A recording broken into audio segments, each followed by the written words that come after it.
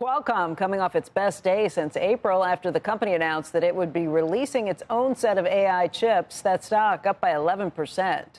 Our Sarah Eisen joins us live from the Future Investment Initiative Conference in Saudi Arabia with Qualcomm CEO Cristiano Amon.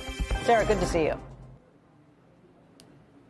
Good to see you, Becky. Yes, in what they call the Davos in the Desert, the big FII conference. And I am here with Cristiano Amon. He is the CEO of Qualcomm.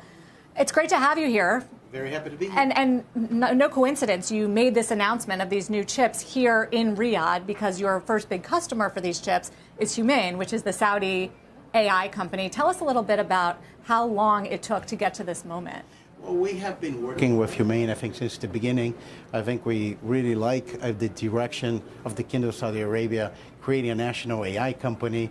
I think they have been clear they want to not only be exporting energy, but exporting tokens. And I think coincides with the efforts that we're making at Qualcomm of continue to diversify, expand the company. And we have been saying that our IP had significant, it could be relevant for the data centers. We've been working on trying to prepare for this next phase of growth of AI data center, which is inferencing, and where AI really goes into becoming commercial. And we think there's going to be competition. So the ability to be very efficient with using less power consumption, having a much better equation of tokens per dollar creates a differentiation position for us. And we thought, yes, what Humane is trying to do will be a perfect intersection. We've been working with them and happy we were able to announce that agreement. But, so you're taking on market leader, dominant NVIDIA here? Look, the market is so big, and I think if you look of what's happening in the growth of AI, it's happening everywhere. We've been doing that on the edge, and why not doing a data center? I think Qualcomm is a company that have proven just in the past few years we could enter new markets, build a leadership position.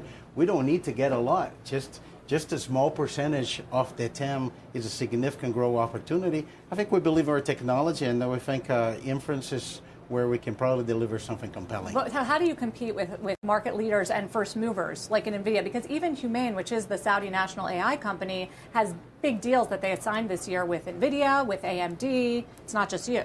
Look, there's two ways to look at this. One way is NVIDIA is incredibly strong on training, which is the creation of AI.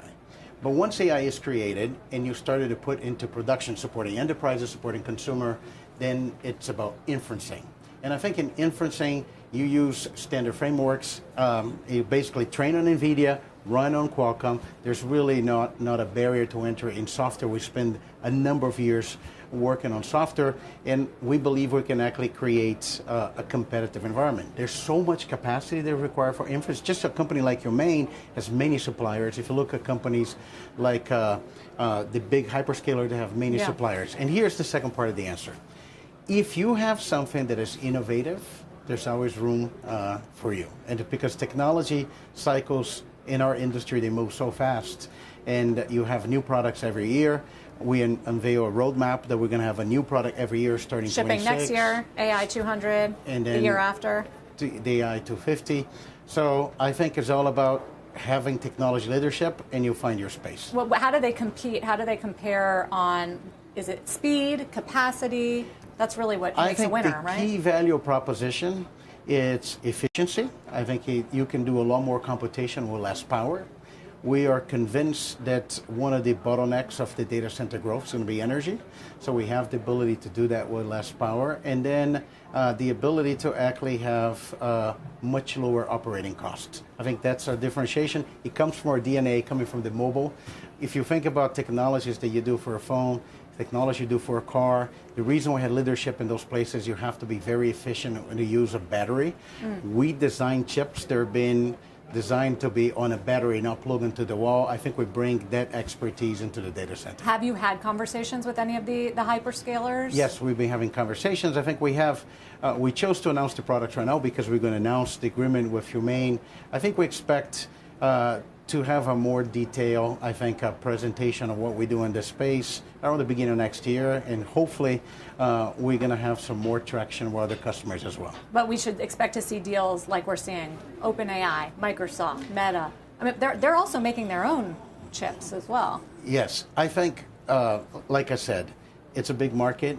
I think we have something that is competitive. I think we're seeing a lot of interest in what we're doing, and we're going to be working hard to find our space in data center. You know, why bet against Qualcomm if you look of the different positions we build in different industries? The other thing I have to ask you about, Cristiano, is 2 weeks ago, the Chinese authorities have opened this investigation into whether you violated anti-competitiveness laws. What's the status of that? And do you think that you were just caught up in a tense time between U.S. and China trade?